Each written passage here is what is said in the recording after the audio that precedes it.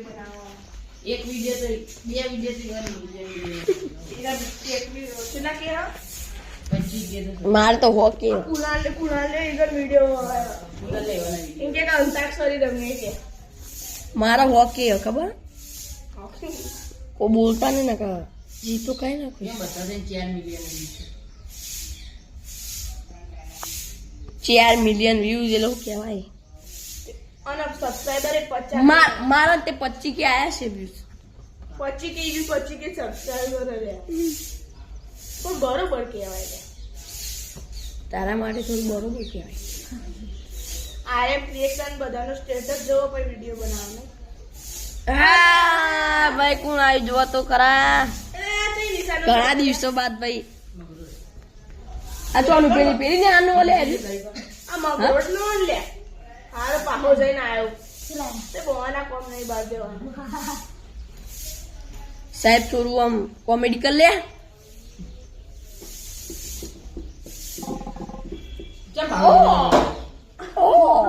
actually मेरी mummy कहती थी कोई साहब को बोलता ही नहीं है तो इंग्लिश चालू कर तो भाई आपको पराठे को इंग्लिश में क्या बोलते हैं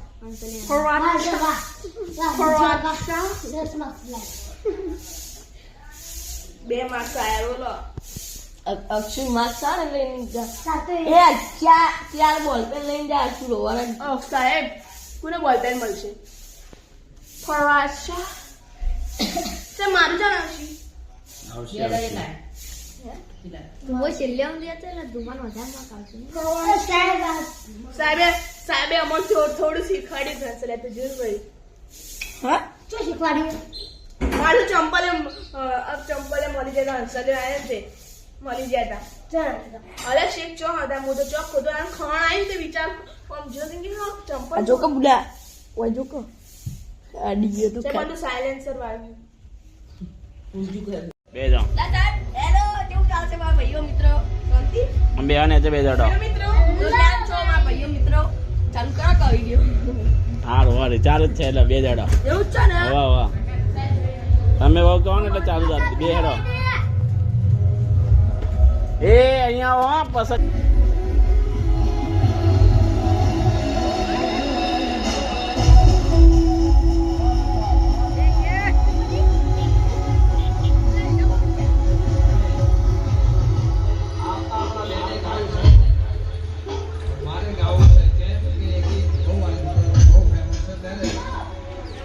કેરી મંડી ધજા નહીં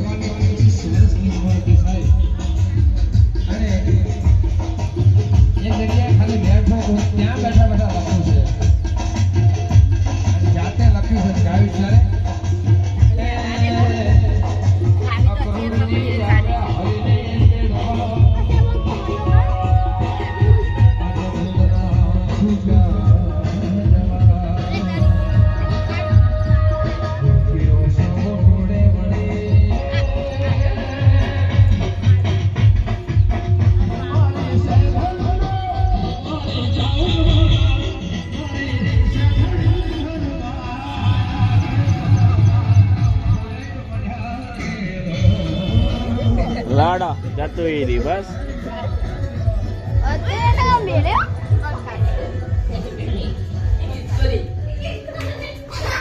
જતો રી એક આવાર નાળતું તો એટલે મૂકી દીધું જોવા દો ભાઈ એ સચિન ધોલવામાં ચોક નો રહેતો હોય હા હા કાલનો વિડીયો પોસ્ટ કરી નાખે તો આજનો વિડીયો પોકી જા અરે મમ્મી જોઈએ લીધો અરે એને કે કોઈ ગોઠો હે સાહેબ ને કે અમે આન્સર લે ચોકન ગોઠા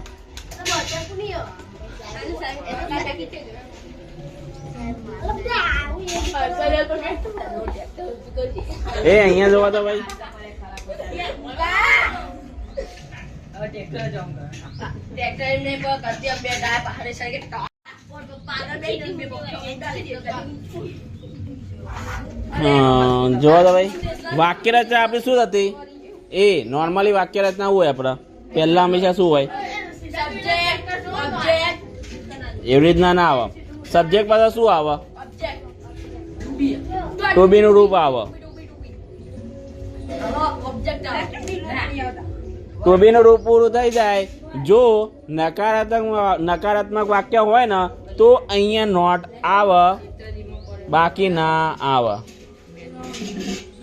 જ્યારે નકારાત્મક વાક્ય આવે તો અહીંયા ટુ બી પાસે હંમેશા નોટ આવે. જો નકારાત્મક ના આવે તો નોટ આવે નહીં. બીજી વાત અહીંયા કરીએ આપણે. ટુ બી ના રૂપ પૂરું થઈ જાય પછી શું આવતું? ટુ બી ના રૂપ પાસે અટેન્શન, હાથ ઉપર, નીચે સામે. અરે વાત દસ 1 થી 5 ધોરણ ખાસ કરવામાં આવે, ખબર હે? ના પછી તમારે પ્રાર્થનામાં કરવામાં આવતું છે. ના એવું નહીં કરવાનું. તો શું કરવામાં આવે છે? વાસુદેવ માતારામ બધી જગ્યા ના હોય એવું. ચલો અહીંયા જોડો. ટુ બી ના રૂપ પાસે શું આવતું? યાદ કરો.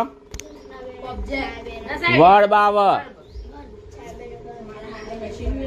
સાહેબ અમારે ઇંગ્લિશ તો લાવવાનું ઇંગ્લિશ જ લાવવાનું હતું ને, સારી નથી લાવવાનું તો સાવી લેવાનું બસ. કશો વાંધો નહીં. મેન વર્બ પાસે શું આવે? કહો તો મેન વર્બ પતી જાય પછી શું આવે? Object object. જ્યારે વર્બ પાસે આવે ને એ ઓબ્જેક્ટ આવે. ખાસ કરીને ઓબ્જેક્ટ આવે. ભાગ્ય જ એવું થાય કે ના આવે. જો કોઈ વધારાની માહિતી આપી હોય, આન્સર કોઈ વધારાની માહિતી આપેલી હોય તો એ ક્યારે આવે? ઓબ્જેક્ટ પાસે. ક્યાં આવે? ડાયરેક્ટ જાણો ચલો આ શેના માટે લીધું હતું આપણે? યાદ કરો. આ વસ્તુ શેમાં આવે? કોઈ પણ સેન્ટેન્સ ની અંદર. સેન્ટેન્સ એટલે કે વાક્ય ની અંદર. ઉદાહરણ તરીકે અહીંયા કહું, લખું છું સાહેબ હું ચા પીધા વગર આવ્યો માર હું તો મસ્ત કાશી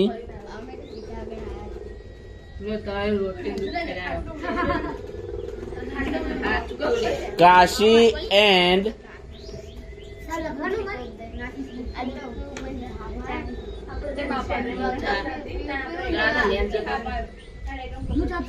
જો અહીંયા એક નામ લખ્યું આવી ગયું, કાશી અને રીતા. તો સૌથી પહેલા આપણે લખ્યું આ બે શેમાં આવશે? સબ્જેક્ટ ની અંદર હશે. સબ્જેક્ટ પાસે શું લખવું પડે? આપણે ટુ બી નું રૂપ લખવું પડે. ખ્યાલ આવ્યો? તો ચલો અહીંયા મારે કોઈ વાક્ય લખવાનું છે અને એ વાક્યની અંદર મારે લખવાનું છે વર્તમાન કાળનું. અહીંયા જોવા તો એ મારા વાક્યને વર્તમાન કાળમાં બનાવું છે. એનો મતલબ કે મારે ટુ બી નું રૂપ કયું લખવું પડશે? વર્તમાન કાળનું. વર્તમાન કાળ માટે કયા કયા ટુ બી ના રૂપો આવતા? વર્તમાન માટે કયા કયા ટુ બી ના રૂપો આવે? કાં તો, એમ, ઇઝ, ક્યાર. આ 3 માંથી આવે. ચલો અહીંયા શું કયો વપરાશે? આ વપરાય. કેમ કે નામ કેટલા છે? 2. ચલો ટુ બી નું રૂપ આવી ગયું. ચલો હવે વાત જુઓ. જ્યારે કોઈ વાક્ય નકારાત્મક બનાવવું હોય તો ટુ બી પાસે મારે નોટ લખવું પડે. પણ મારા વાક્યને કેવું નોટ લખવું નથી તો હું ટુ બી નોટ લખી નહીં. જો નકારાત્મક બનાવવું હોય ને વાક્ય તો જ લખાય. ઉદાહરણ તરીકે ભાઈ એવું લખવાનું હોય કે કાશી અને રીતા બંને નિશાળે ગયા નતા, તો આ કેવું વાક્ય કહેવાય? નકારાત્મક. માનો કે બંને નિશાળે ગયા હતા તો કેવું કહેવાય? હકારાત્મક. શું થયું?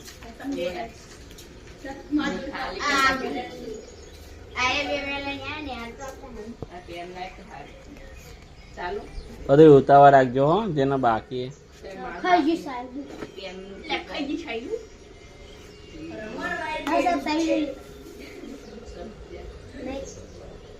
બધા તમારા કામનું નહીં લે.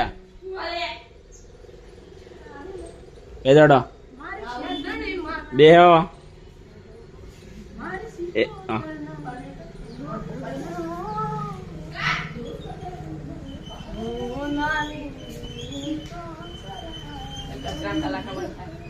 તમે બોલ્યો અર્જુન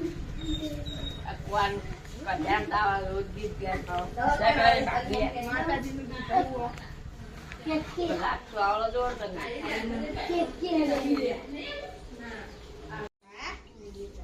જોવો તો ભાઈ કોમેડી કરી કોમેડી ક્રિયા વિશેષણમાં એડ યાની કે વધારે ઉમેરવાની શેના અંદર પણ વર્બની અંદર જો મેં પ્લસ કરી વર્બ લખ્યું છે પેલું લખ્યો વર્બ યાની શું થાય ક્રિયા વધારાની આગળ લખ્યું માહિતી માહિતી મતલબ નથી ખબર એ જો માહિતી કોને કહેવાય જ્યારે કઈ વસ્તુ વિશે વાત ચેલી હોય કે એના વિશે કઈ વધારાનું કઈ કહેતું હોય એના માહિતી કહેવાય ઉદાહરણ તરીકે ભાઈ કોઈ એમ કે આ ઝાડ વિશે માહિતી આપો મતલબ કે ઝાડ વિશે તમે જે જાણો છો અને તમે જે એના વિશે કહો એના આપી માહિતી આપી કહેવાય આર્યે આ બસ નિશાની ન કરીએ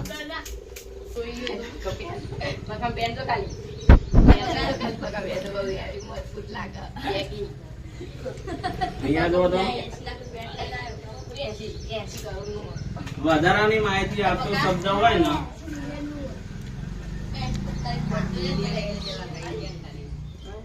એના આપણે કહીએ છીએ એડવર્બ. અહીંયા તમને એક વાક્ય લખ્યું છું the world which sorry the word which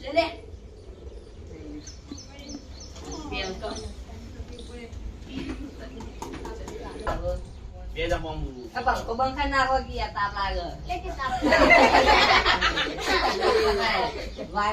એ બંકા તો 5 મિનિટ થઈ કેટલી બેસી રહે તો 5 મિનિટ થઈ બંકા તો એટલે તું તાર થવા દે તો વાતો આવે મને તો કશું હતું નહીં એ બેસ ના ધ્રુમિલ બેસવા બેહો ઉપર નહીં રહેવાનું ચલો અહીંયા જોવા તો સબ્જેક્ટ પાસે શું આવે હા સબ્જેક્ટ પછી ટુ બી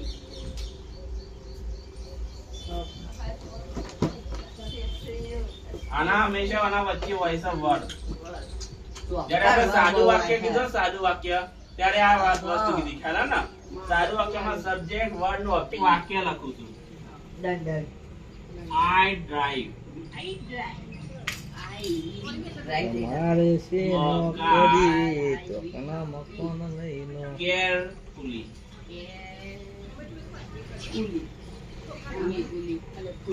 કુલી લેવું કુલી કેરફુલી નહીં કેરફુલી કેરફુલી જેલા હો દેરી તું ને મેં તો હમણાં જ લે ચલાઈ રહ્યો છું નીલા તું હમણાં ગાડી પૂર્વક ચલાય હા હા હું તો બાઈક કના તું બુલેટ ચલાવે હા ને રસ્તામાં ગોમા એ રીલ લે